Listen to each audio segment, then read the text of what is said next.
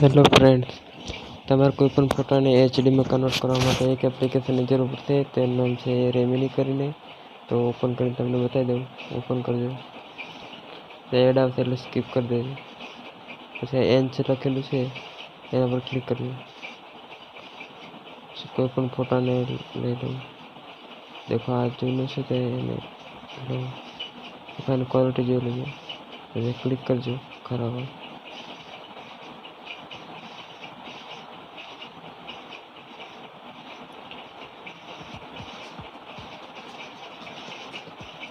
એક એડ આવશે ત્યાં સુધી એક એડ જોવી પડશે. મતલબ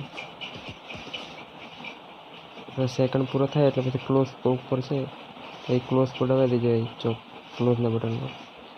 ઓકે, તો દેખો આ લો ક્વોલિટી આવો તો પછી આવું દેખાશે. ઉપર સેવનું બટન છે તો એ સેવ કરી દેજો. પાછી એડ આવશે 5 સેકન્ડ.